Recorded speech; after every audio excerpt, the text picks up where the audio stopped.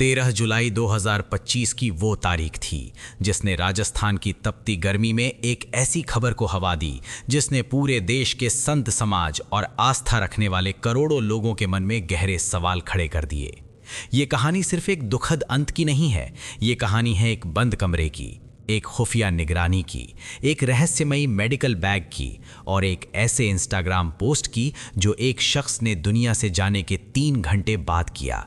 क्या आपने कभी सुना है कि कोई इंसान इस दुनिया को अलविदा कह चुका हो, डॉक्टर उसे मृत घोषित कर चुके हों, लेकिन उसकी यादें या शायद कोई और सोशल मीडिया पर दुनिया को अपनी कहानी बता रहा हो? ये सुनने में किसी फिल्म की रहस्यमयी कहानी लगती है, लेकिन ये हकीकत है राजस्थान के उस मशहूर कथावाचक की जिन्हें दुनिया साध्वी प्रेम बाईसा के नाम से जानती थी। अक्सर हम कहते हैं कि दीवारों के कान होते हैं, लेकिन यहाँ दीवारों की नज़रें थीं, एक ऐसी नज़र जो 24 घंटे उस निजी कक्ष को देख रही थी जहाँ साध्वी विश्राम करती थी। और उसी नज़र ने, यानी उस निगरानी कैमरे ने, एक ऐसा पल कैद किया जिसने साध्वी की जिंदगी में मानसिक तूफान ला दिया।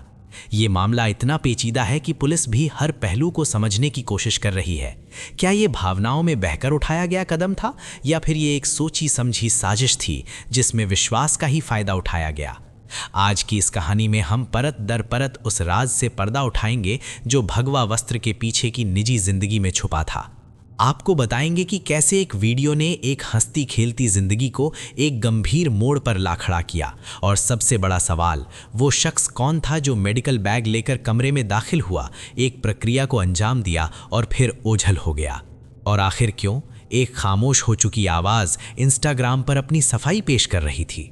धैर्य रखकर सुनिए, क्योंकि अगले कुछ मिनटों में जो आप सुनने वाले हैं वो आपको इस केस की गहराई का एहसास करा देगा। दोस्तों, राजस्थान की पावन धरा जहां भक्ति और शक्ति का अनूठा संगम देखने को मिलता है, इसी मिट्टी से निकली थी एक नन्ही सी जान जिसने महज 10 साल की उम्र में वो सपना देखा जो बड़े बड़े ज्ञानी नहीं देख पाते।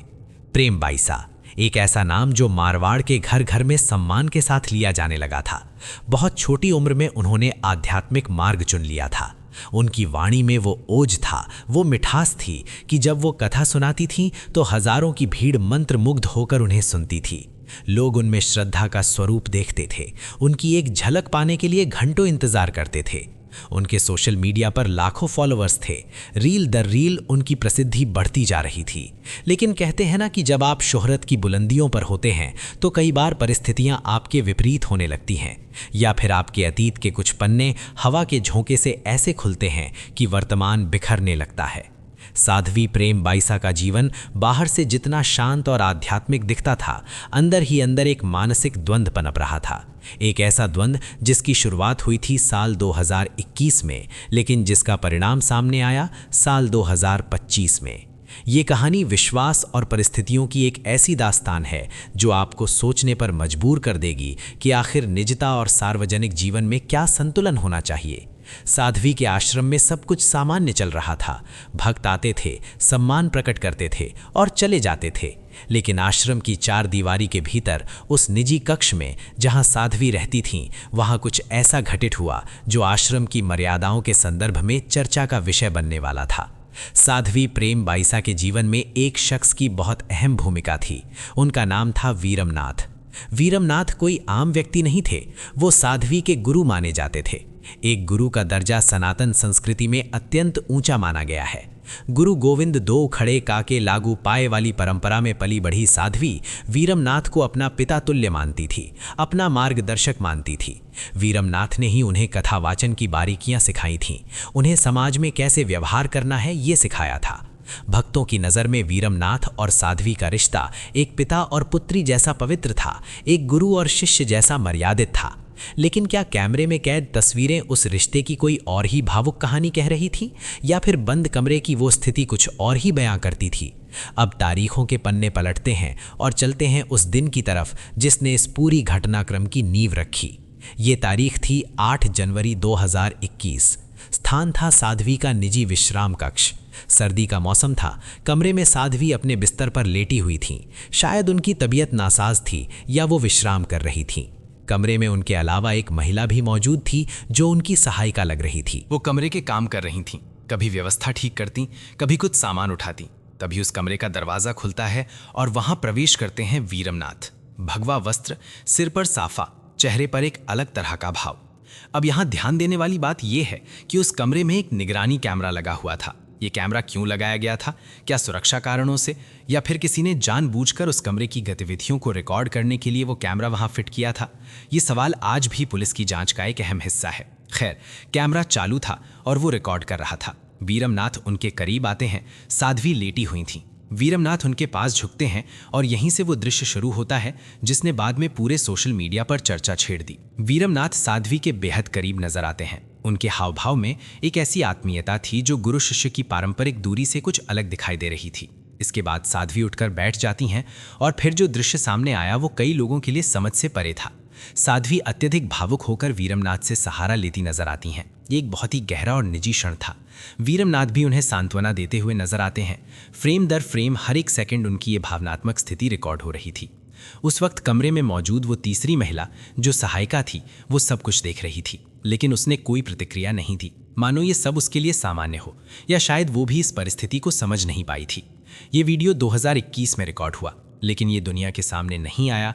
ये एक छिपे हुए राज की तरह किसी की हार्ड ड्राइव में, किसी के मोबाइल में कैद होकर रह गया। वक्त बीतता गया, 2022 आया, 2023 गुजरा, 2024 भी निकल गया। साध्वी की प्रसिद्धि बढ़ती रही।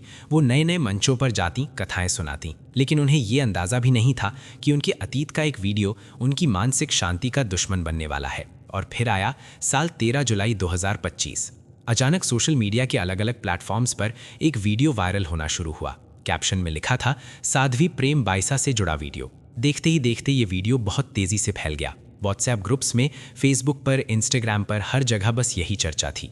लोग हैरान थे। वो साध्वी जो मंच से संयम और मर्यादा का पाठ पढ़ाती थीं, वो एक पुरुष के साथ एकांत में बेहद भावुक पलों में नजर आ रही थीं। समाज में तरह तरह की बातें होने लगीं। किसी ने इसे गुरु शिष्य के वात्सल्य का नाम दिया, तो किसी ने इसे मर्यादा के विरुद्ध बताया। आस्था पर सवाल उठने लगे, लोगों की भावनाएं आहत होने लगीं। और सबसे ज्यादा गहरा धक्का लगा खुद साध्वी प्रेम बाइसा को। जब ये वीडियो वायरल हुआ तो साध्वी को स्पष्टीकरण देना पड़ा। मीडिया का जमावड़ा लग गया। सवाल गंभीर थे, उंगलियां उनके आचरण पर उठ रही थीं। साध्वी सामने आई। उनकी आंखों में आंसू थे, लेकिन आवाज में अपनी बात रखने की दृढ़ता थी। उन्होंने सफाई दी। उन्होंने कहा कि जिस वीडियो को वायरल किया जा रहा है वो संदर्भ से हटकर है। वो मेरे पिता तुल्य गुरु हैं। उस वक्त मैं घोर अवसाद में थी। मैं मानसिक रूप से बहुत परेशान थी। मैं रो रही थी और मेरे गुरु ने, मेरे पिता ने मुझे संभालने के लिए, मुझे शांत कराने के लिए मुझे सहारा दिया था। जैसे एक पिता अपनी बेटी को संभालता है, उन्होंने मुझे वैसे ही संभाला था। इसमें कोई गलत भावना नहीं थी। इसमें सिर्फ वात्सल्य और सुरक्षा का भाव था। साध्वी ने यह भी कहा कि कुछ असामाजिक तत्व, कुछ ऐसे लोग जो मेरी प्रगति से ईर्ष्या करते हैं, जो हमारी संस्कृति को कमजोर करना चाहते हैं, उन्होंने इस वीडियो को गलत तरीके से पेश किया है। वो मेरी छवि को धूमिल करना चाहते हैं, लेकिन मैं कमजोर नहीं पड़ूंगी। मैं साबित करूंगी कि मेरे मन में कोई मैल नहीं है। उनकी बातों में पीड़ा थी। वो बार बार कह रही थीं कि ये एक साजिश है, एक षड्यंत्र है। लेकिन सवाल ये था कि आखिर वो कौन लोग थे जिन्होंने इस वीडियो को 3 साल तक अपने पास रखा और अब अचानक वायरल कर दिया। यहीं से एंट्री होती है कहानी के दूसरे पहलू की, यानी उन लोगों की जिन्होंने कथित तौर पर साध्वी की जिंदगी मुश्किल कर दी थी। जांच में जो नाम सामने आए वो चौंकाने वाले थे। ये कोई बाहरी लोग नहीं थे, ये कोई अनजान चेहरे नहीं थे। ये वही लोग थे जो साध्वी के आसपास रहते थे, जो उनके संपर्क में थे, जिन पर शायद वो भरोसा करती थीं। पुलिस की तफ्तीश में नाम सामने आया जोगाराम का, उसकी पत्नी कृष्णा का और उनके ड्राइवर रमेश का। ये वो लोग थे जिनका आश्रम में आना जाना था।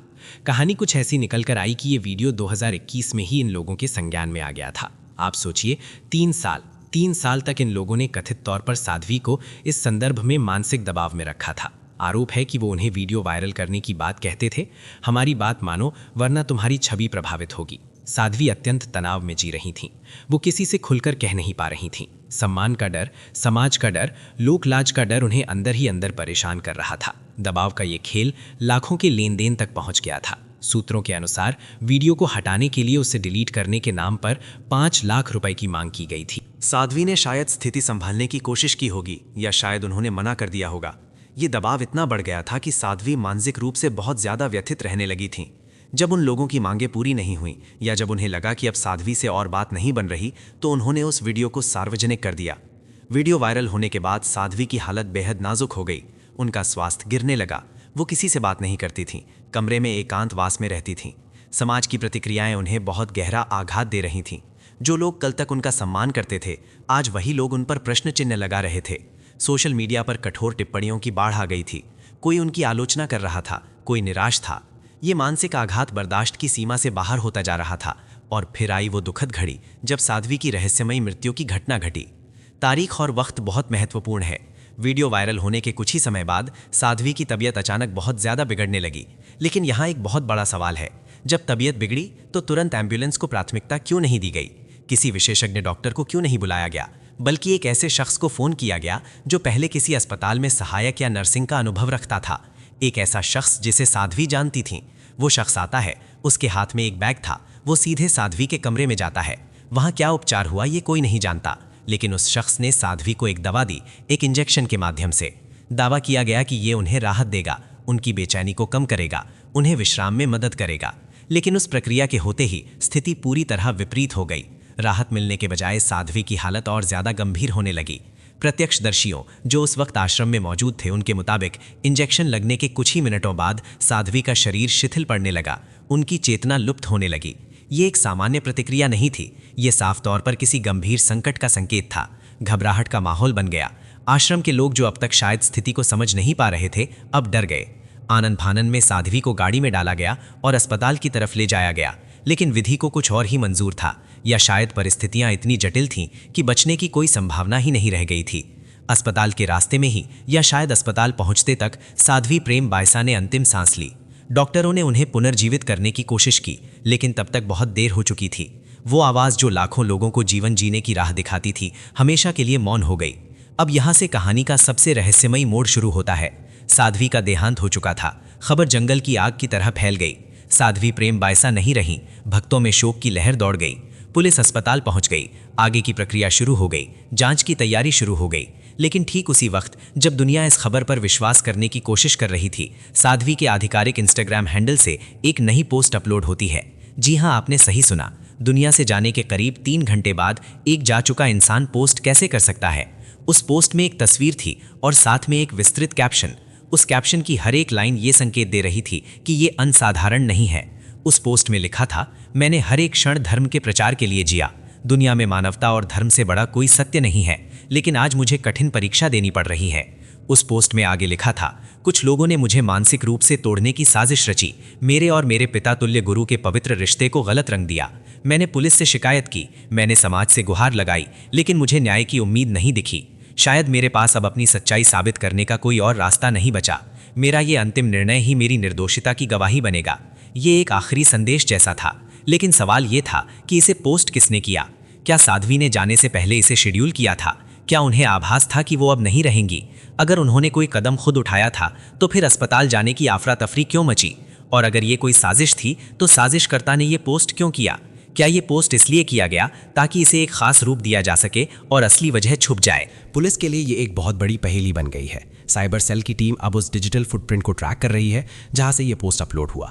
क्या किसी के पास उनके अकाउंट का एक्सेस था, या फिर साध्वी ने खुद अपना समय तय कर लिया था? जांच जैसे जैसे आगे बढ़ रही है, नए नए तथ्य सामने आ रहे हैं। पुलिस ने उस शख्स की तलाश शुरू कर दी है जिसने वो मेडिकल प्रक्रिया की थी।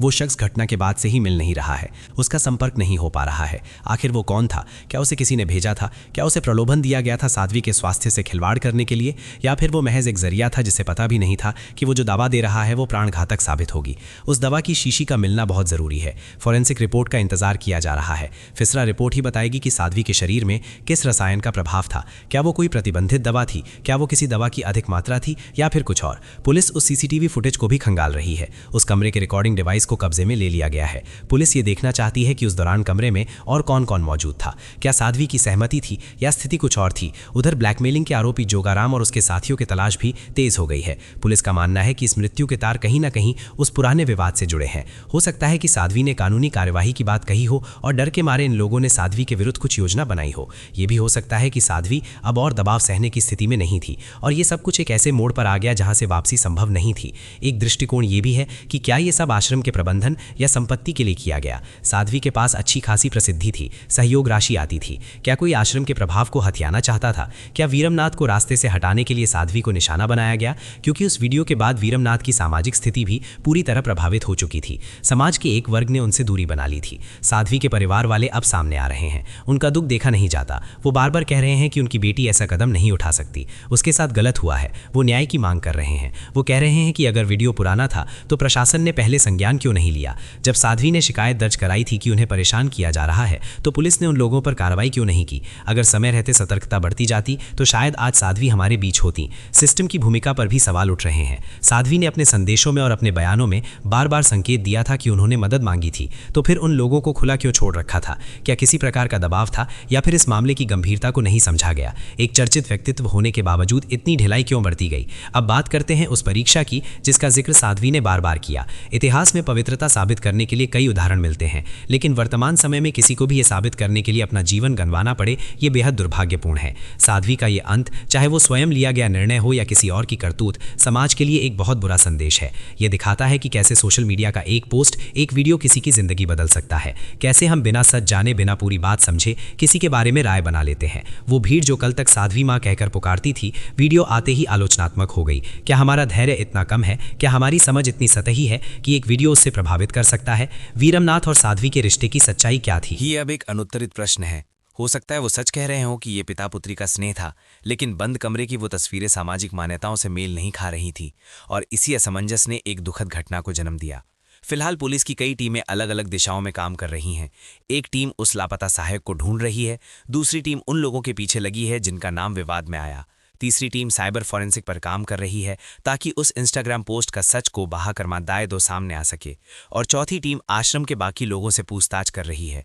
आश्रम का स्टाफ, ड्राइवर, सेवादार, हर कोई जांच के दायरे में है क्योंकि अक्सर अपनी ही राजदार होते हैं। ये बात यहाँ जांच का विषय है। सीसीटीवी का एक्सेस किसके पास था, फुटेज किसने निकाली, ये सब आश्रम के अंदर का ही कोई सुराग हो सकता है। इस पूरे मामले में एक अजीब सा सन्नाटा और रहस्य है। जोधपुर और उसके आसपास के इलाकों में लोग दबी जुबान में चर्चा कर रहे हैं। कुछ लोग इसे कर्मों का फल कह रहे हैं तो कुछ इसे एक साजिश का शिकार। लेकिन सच्चाई क्या है ये तो तभी पता चलेगा जब वो लापता कड़ियां पुलिस के हाथ लगेंगी, जब फॉरेंसिक रिपोर्ट सामने आएगी। तब तक ये मामला एक अनसुलझी पहेली बना हुआ है, एक डिकोडिंग क्राइम का ऐसा एपिसोड जिसका पूरा सच सामने आना अभी बाकी है। दोस्तों, ये घटना हमें बहुत कुछ सोचने पर मजबूर करती है। डिजिटल युग में किसी की निजता, किसी की निजी जिंदगी अब सुरक्षित नहीं रही। एक क्लिक, एक शेयर किसी के जीवन पर भारी पड़ सकता है। साध्वी प्रेम बायसा की स्थिति क्या थी, ये फैसला करने वाला कानून है, लेकिन जिस तरह से उनका अंत हुआ, जिस तरह से उन्हें मानसिक तनाव दिया गया, वो किसी भी जागरूक समाज के लिए चिंताजनक है। एक तरफ वो लोग हैं जिन्होंने कथित तौर पर एक वीडियो का गलत इस्तेमाल किया, दूसरी तरफ वो समाज है जिसने बिना सोचे समझे धारणा बना ली, और बीच में फंस गई वो जान जो शायद अपनी ही परिस्थितियों में घिरी हुई थी। वो चिकित्सा प्रक्रिया सिर्फ दवा की नहीं थी, वो तनाव की थी, वो डर की थी, वो लोकलाज की थी जिसने धीरे धीरे साध्वी को हमेशा के लिए शांत कर दिया। अब देखना ये होगा कि क्या राजस्थान पुलिस इस गुत्थी को सुलझा पाती है। क्या साध्वी की आत्मा को न्याय मिल पाएगा? क्या वो असली चेहरा जो पर्दे के पीछे बैठकर ये खेल खेल रहा था कभी सामने आएगा, या फिर ये फाइल भी समय के साथ ठंडी पड़ जाएगी और एक और रहस्य दफन हो जाएगा? हम इस केस पर लगातार नज़र बनाए हुए हैं। जैसे ही मेडिकल रिपोर्ट आएगी, जैसे ही उस लापता शख्स की जानकारी मिलेगी या उस इंस्टाग्राम पोस्ट का सच सामने आएगा, हम सबसे पहले आप तक वो खबर पहुंचाएंगे। क्योंकि अपराध चाहे कितना भी छुपाया जाए, कानून की नज़र से बच नहीं सकता, और सच चाहे कितना भी गहरा दफनाया गया हो, एक दिन बाहर ज़रूर आता है। तो दोस्तों, ये थी कहानी साध्वी प्रेम बायसा की रहस्यमयी मृत्यु की। एक ऐसी कहानी जिसमें आस्था है, अपराध का संदेह है, साजिश है और एक दुखद अंत है। मेरा मकसद किसी की भावनाओं को ठेस पहुंचाना नहीं था, बल्कि आपको सच से रूबरू कराना था जो चर्चाओं के पीछे छुप जाता है।